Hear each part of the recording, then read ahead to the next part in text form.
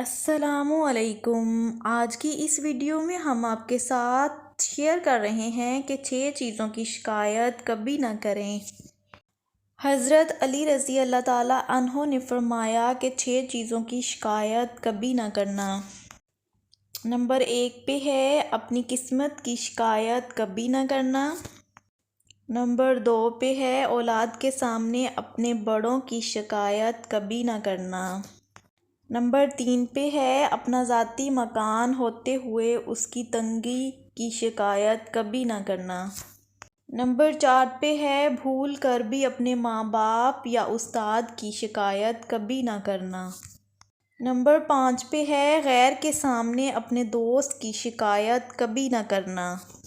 Number 6 پہ ہے رخصت کرنے کے بعد اپنے مہمان کی شکایت کبھی نہ کرنا۔